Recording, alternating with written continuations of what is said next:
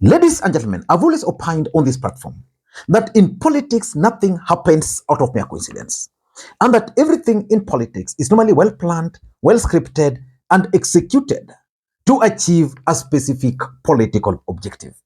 Nothing in politics just happened for the sake of it.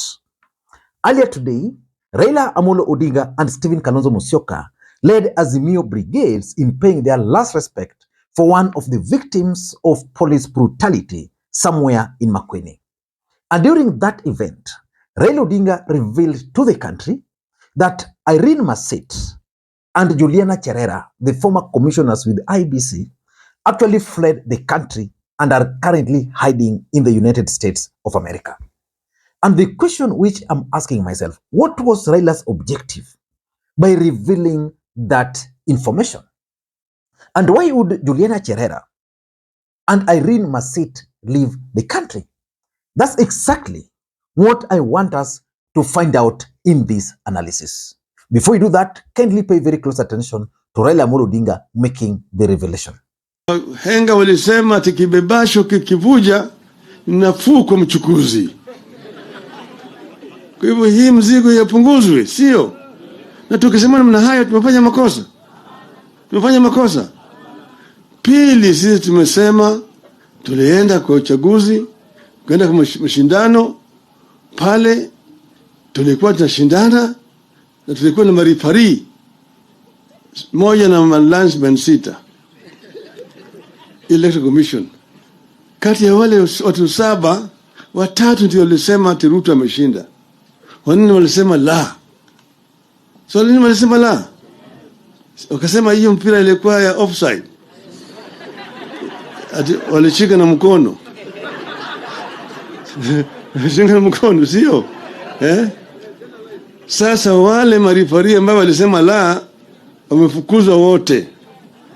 Vile naongea hapa sasa, mawili wao, Mama Cherera na Mama Masit, wako Marekani, wamekimbia. Manake walikuwa wanatafutwa, walikuwa wanataka kuuawa. Sasa nasema kama rifari walikuwa wamegawanyika, mahakama ingawaje ilisema ati ilikuwa ni Chebukati inasema ukweli, lakini hawa wanne walisema la. Hawa wanne ambao walisema la wamefukuzwa kazi yote, hawako kule tena.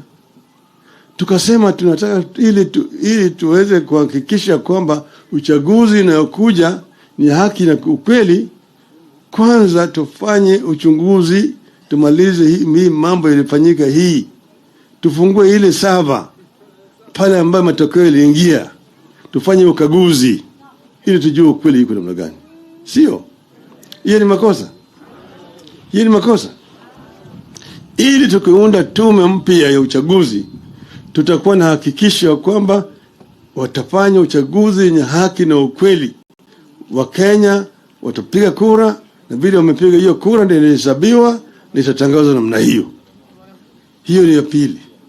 Now, from that Raila Odinga speech, it is clear that Irene Masit, who was the only commissioner remaining, who stood her ground and faced the tribunal, has actually succumbed and left the country. It also means that Juliana Cherera, who was Wafula Chebukati's deputy, who actually led the 3 other commissioners in disagreeing with the other 3 commissioners, also left the country. Why do you think the 2 decided to leave the country? For me, I have only 2 reasons, because I want us to look at Raila Odinga's objective, why Raila Odinga had to reveal that information.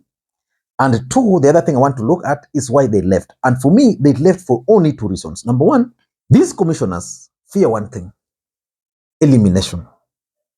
You know, it had reached a point where the only thing which was remaining between William Ruto and the presidency was Wafula Chebukati declaring him. That was the only thing which was remaining. Then Irene Masit, Juliana Cherera, and the 2 other commissioners then came from nowhere and disagreed with the results. In fact, were it not for the compromised Supreme Court, Kenyans would have gone for a rerun. That's the honest truth. So they feared that they were going to be eliminated. The other thing why they left is that they didn't want to allow Kenya Kwanza to execute their schemes while they're here. You know, Kenya Kwanza had actually schemed on very many things. One of them was to force them to apologize. They didn't want to do that. And of course, they also fled because the government of the day had actually realized that they were the ones who were feeding Azimio with the other details about the operations of IEBC. Remember, when Raila Odinga and Azimio brigades released the official results according to their servers, there was a strong feelings in Kenya Kwanza that those information were actually provided by IEBC insider. Who was that insider? So it was pointing to Juliana Cherera and his team. But why would Raila Odinga reveal this information at this critical moment in the history of our country? Before we get into all those details, in case you're watching this channel for the first time, please take a second or two, click that subscribe button so that next time we produce a video like this, YouTube will automatically notify you. And to the subscribers, I want to continue thanking you guys for your continued support, because without that support, this channel cannot be where it is. And without any further ado, ladies and gentlemen, let us dive in. But before we do that, allow me to thank the following people for the coffee which I received. Thank you so much. You can also do the same using the numbers you are seeing on your screen. Now, let us dive in. Why do you think Raila Odinga decided to reveal that information at this critical moment? When I talk of critical moment in the history of our country, there is already a bipartisan talks, which is currently ongoing. And the United States of America Senator Coons was also in the country just the other day. He met with Raila Odinga, and hopefully he also met with other individuals. Why would Raila Odinga reveal this information at this hour? What is his objective? Number one, in my view, there is this server politics. The server politics is one of the issues which Azimio are placing on the table. Azimio wants the servers to be audited.